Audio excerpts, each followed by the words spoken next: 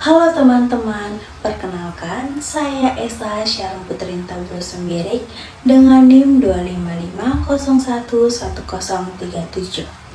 Pada kesempatan kali ini saya akan membahas tentang media sosial dan penggunaan bahasa Indonesia. Di era digital saat ini, media sosial telah menjadi bagian penting dalam kehidupan sehari-hari.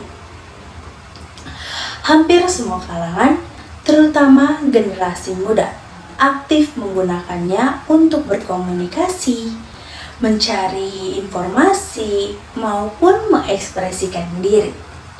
Bahkan dalam satu hari, kita bisa menghabiskan cukup banyak waktu hanya untuk membuka media sosial saja. Dalam penggunaannya, bahasa yang digunakan di media sosial cukup cenderung tidak formal.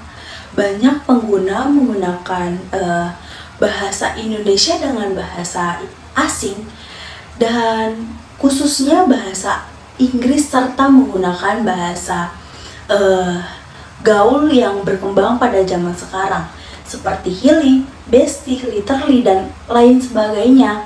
Hal ini penggunaan bahasa menjadi lebih bebas dan seringkali tidak sesuai dengan aturan bahasa Indonesia yang baik dan yang benar. Jika hal ini terus terjadi, maka dapat berdampak pada kebiasaan kita, terutama dalam saat situasi formal.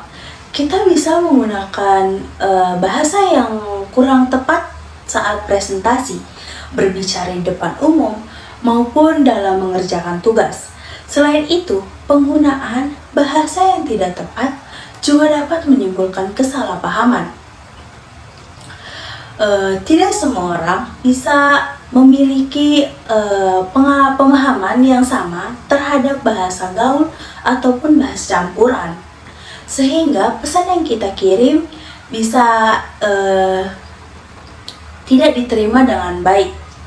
Namun, di media sosial tidak hanya memberikan dampak negatif saja, tetapi memiliki dampak positif, seperti kita juga bisa mempermudah kita dalam menyebarkan informasi, terus berbagi pengetahuan, serta memperluas wawasan. Selain itu, media sosial juga dapat menjadi sarana untuk memperkenalkan bahasa Indonesia yang baik dan yang benar kepada masyarakat luas dan bahkan ke tingkat yang internasional. Oleh karena itu, kita harus lebih sadar dalam menggunakan bahasa. Kita harus bisa menyesuaikan penggunaan bahasa dengan situasi dan kondisi. Di media sosial kita boleh menggunakan bahasa santai, tetapi dalam situasi formal seperti presentasi atau kegiatan akademik, kita tetap harus menggunakan bahasa yang Indonesia yang baik dan yang benar. Sebagai generasi muda, kita juga memiliki peran penting dalam menjaga bahasa Indonesia agar tetap digunakan dengan baik, dan kita harus bisa menjadi contoh dalam penggunaan bahasa yang tepat, baik di kehidupan sehari-hari maupun di media sosial. Sebagai kesimpulan, media sosial sangat mempengaruhi cara kita berbahasa. Oleh karena itu, kita harus bijak dalam menggunakannya agar bahasa Indonesia tetap terjaga tanpa harus menghambat perkembangan zaman.